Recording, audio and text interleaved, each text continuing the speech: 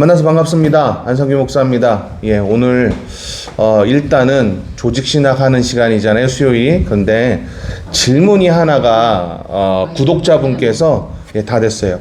구독자분께서 질문을 좀 저한테 아주 퀄리티 있는 질문을 해왔습니다. 제가 충격받았어요. 왜냐하면 내가 지금 유튜브 하는 것에 대해서 사실 반신반의하고 있었거든요. 왜?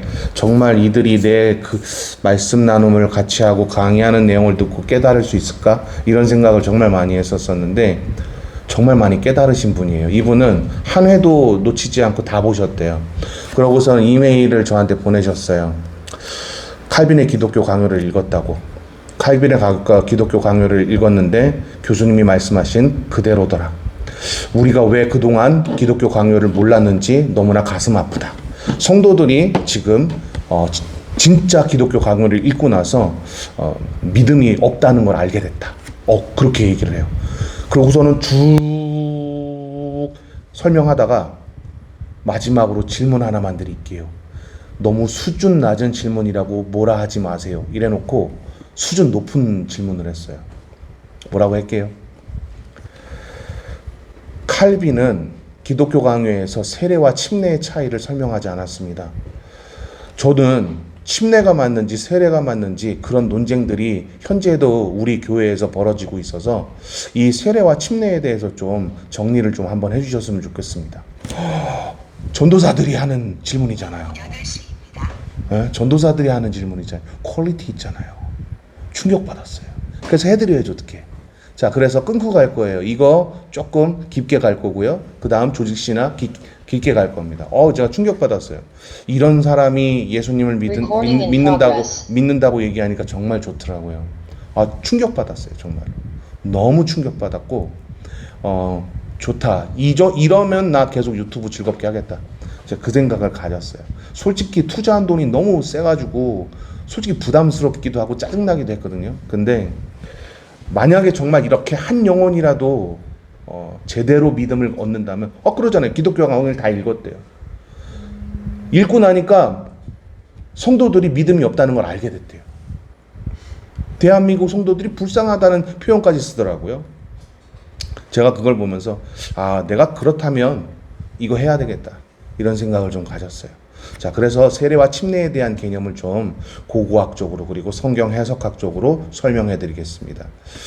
원래 물에 잠기다라는 바티조라는 헬라어는요, 히브리어를 기안해서 등장했다고 해야 돼요. 왜? 헬레니즘 문화, 헬라어를 쓰고 있는 그 문화에서는 물에 잠기다라는 바티조라는 단어를 사용하지 않기 때문입니다. 오히려 이 물에 잠긴다라는 그런 전통을 만들어낸 건 SNF파입니다. 고고학적으로 보면 이게 확연하게 증거들이 많아요. 그 토비 SN들 중에, 즉 SNF파들 중에 쿰란 공동체 혹은 이제 광야 공동체에 살고 있던 자들에게 유일하게 두드러졌던 전통적 문화예요. 근데 이 문화를 바티조라고 부르지는 않았어요. 그러니까 히브리 기자, 복음서 기자들처럼 바티조라는 헬라어 바티조라는 단어를 쓰지 않았어요. 뭐라고 썼느냐? 처음에는요 타발이라는 단어를 썼어요. 이 타발이라는 뜻은요 씻다, 물 속에 살짝 담그다 이런 의미로 타발이라는 단어를 썼었어요. OOAI 나중에 쳐서 세례와 침례에 대한 고대 배경 이런 식으로 아마 찾아보면 분명히 제가 설명하는 거에 한 30% 정도는 나올 거예요. 왜? 안상규는 고고학자니까 다 설명할 수 있지만 OOAI는 그냥 끄적거리는 논문들이나 책들을 가지고서 설명하니까 아마 30%는 나올 거예요. 그런데 제가 여러분한테는 정확하게 다 설명해 드릴 거예요. 자, 타발은 뭐라고요? 씻다, 물에 살짝 담그다 이런 의미로 처음에는 시작했어요. 그게 왜 그랬냐? 이 문화가 정착된 것, 그러니까 SNF파에게 정착된 문화는요 BC 1세기입니다. 그러니까 원래 옛날에는 없었던 문화예요. 근데 왜 이 문화를 시작했느냐? 세상과 단절했다는 걸 선언하기 위해서 한 거예요. 이해되시죠? 여기까지는 여러분 다 알고 있는 내용이에요. 그렇죠? 그런데 이 BC 1세기에 처음 시작할 때는 이 단어를 밥티조라고 부른 적이 없어요. 단 한 번도. 뭐라고 불렀느냐? 따라해보세요. 타발. 이 단어는요, 물에 살짝 담그다, 손을 씻다, 이런 개념이에요. 여러분, 광야의 삶은 물이 귀해요. 그건 알고 계시죠? 수증기층에 대한 것들, 올라오는 그 수증기층을 잡아서 짜서 먹는 그런 일들을 했단 말이죠. 그러니까 물이 귀하니까 여러분, 물속에 잠겼다라는 개념을 사용할 수 있었을까요? 없었어요. 그래서 이들은 쿰난 공동체에서 손을 씻는 걸로 시작을 해요. 자, 그렇다면 칼빈이 얘기한 대로 세례라는 단어가 오히려 맞을 수 있어요. 그런데 이 단어가 점점 아니다. 손을 씻는 것에서 그치지 말자. 완벽하게 우리가 죽었다고 선언해버리자. 그래서 이들이 이 전통을 어디에다가 실었냐면 요단강에다가 물에 빠졌다가 나오는 걸 사람들한테 선포하고 보이는 일들로 시작하기 우리나라 말 참 어렵다. 시작하게 됐습니다. 네, 시작하게 됐습니다. 네. 히브리어로 물속에 잠겨서 죽다 이런 이 단어는요. 테빌라흐라요. 테흐빌라흐. 자, 히브리어로 테흐빌라흐예요. 제가 지금 너무 히브리 원어권으로 이스라엘처럼 언어를 썼어요? 그 우리나라 말로 콩브리어로 해볼까요? 테필라 말고 테빌라. 예, 테필라는 대화하다. 하나님과 기도라는 의미죠. 예, 여기까지 다 이해되셨나요? 여기까지 이해되셨어요?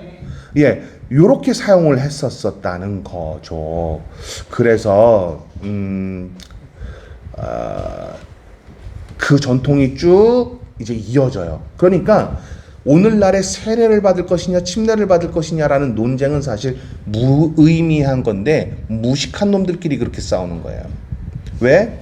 침례교에서는 침례가 맞다고 해서 침례탕 만들고 세례가 맞다고 또 얘기하는 사람들은 또 세례에 대한 개념을 만들고 이런 식이었던 거죠. 이건 무식한 겁니다. 정말 무식한 거예요. 이게. 그런데 이런 의미로 조금 우리가 이해를 하면서 이제 한번 접근해 보자는 거예요. 물속에다 잠기는 그 전통이 다시 이제 이어져서, 그러니까 세례자 요한 이 전 시대 사람이에요. 그 사람에 의해서 이 전통이 이어진 거예요. 근데 이게 오히려 더 파급적 효과를 가져왔어요. 손 씻고 손을 이렇게 담갔던 그 의식에서는요, 보는 사람들이 전부 세상과 나는 손을 끊었어. 왜? 여러분, 테오빌로가 어떻게 해요? 손을 씻어버리죠. 물에다가. 나는 이것과 전혀 상관없다. 그런 의미로 사용했던 거예요. 그게 바로 히브리어 타발이라는 개념이에요. 이해되셨죠? 그런데 테빌라흐 콩브리어로 해야지. 테빌라. 어렵다. 이거는 히브리어 쓸 수밖에 없어요. 구독자분이 이거 정확하게 설명해 달라고 그랬으니까. 자, 그러니까 이건 히브리어를 무조건 쓸 거예요. 그래서 테흐빌라, 즉 물속에 완벽하게 잠긴 이 사건이 그러니까 그때 당시에 전 이스라엘의 충격으로 다가왔어요. 특히 바리새인들 있죠. 특히 바리새인들이 이렇게 하고서는 토비에센, 즉 SNF로 전향하는 사람들을 보면서 충격을 받았어요. 그리고 많은 이들이 점점점 그 문화에서 살던 사람들이 경건한 삶을 살거든요. 여기서 말하는 이 경건은 여러분 히브리권 문화에서 경건은 뭐라 그랬죠? 혹시 기억나세요? 하나님이 지시하신 것 외에 다른 것을 보지 않는 것. 요게 그때 당시에 경건이라는 개념이었다 그랬잖아요. 그렇죠? 그런 삶을 사니까 바리새인들보다 토비에센을 더 존경하는 거예요, 사람들이. 또 사두개파, 즉 제사장 계열들보다 토비에센, SNF파를 훨씬 더 존경하는 거예요. 토비에센의 수장, 즉 SNF파의 수장이 누구였죠? 예수님 시대에 세례자 요한이었잖아요. 그러니까 요한을 우러러보고 많은 이들이 나도 이제 그 문화에서 벗어나서 당신의 문화 속에, 즉 SNF파 문화 속에 가겠다고 많은 이들이 회개하러 나왔죠. 그렇죠? 안 그랬나요? 그랬어요. 그랬죠. 많은 이들이 그렇게 해서 나오는 걸 보고서는 바리새인들도 지가 세례 받으려고 차흐빌라를 하려고 나왔잖아요. 예. 그 차흐빌라를 하려고 나왔는데 독사의 자식이라고 가장 심한 욕을 하죠. 세례자 요한이. 히브리권에서는요 가장 심한 욕이 독사의 자식이잖아요. 그렇죠? 그러면서 당장 이 말 너의 진노를 피하려고 드느냐 헛된 위선으로. 그래서 위선자라는 개념으로 뒤집어 씌워버리잖아요. 여기까지 다 이해되셨죠? 자, 그러면 테흐빌라의 전통이 이어져서 계속 내려왔으니까 테흐빌라가 맞느냐, 타발의 개념으로 처음에 시작했으니까 그게 맞느냐, 이런 논쟁은 무의미해진다는 거죠. 원어적으로는 물속에 잠기는 게 맞죠. 원어적으로는 물속에 잠겨서 하는 게 맞아요. 그 문화가 계속해서 토비에센에게 일어났으니까요. 그리고 1세기 기독교가, 2세기 기독교가, 3세기 기독교가 전부 다 그렇게 했기 때문에 4세기에 공인되면서부터 다시 세례로 바뀌어요. 세례로 바뀝니다. 왜냐하면 왜 그랬을까요? 강가에서 할 수가 없잖아요. 교회가 엄연히 있고 그 교회에다가 뭘 만들 수 없잖아요. 근데 그 침례교단에서 문자적으로 해석해서 어떻게 해요? 침례탕을 만들잖아요. 이것도 어리석은 행동이고. 현재 하는 거는 손을 씻는 게 아니라 머리에 또 손을. 그렇죠. 세례의 개념도 그냥 교회에서 여기다가 물에다가 이렇게 해가지고서는 세상에 선포하는 거잖아요. 나는 하나님의 사람입니다. 하고선 세례를 주잖아요.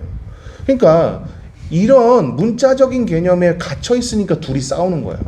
문자적인 개념으로 갇히지 말고 요거를 원래의 의미로, 원래의 뜻으로 바라봐야 된다는 거죠. 죽음이라는. 그렇죠.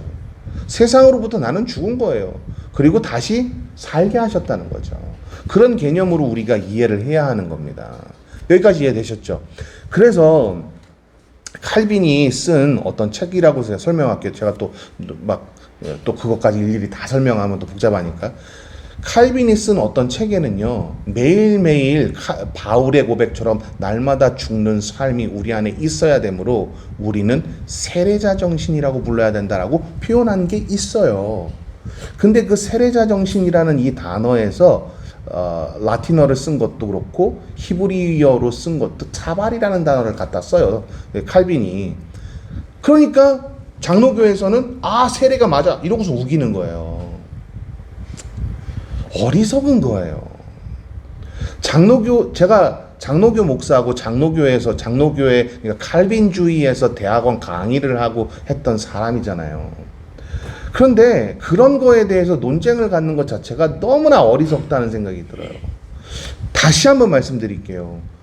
원어적으로 만약에 문자적으로 만약에 본다면 침례가 맞아요.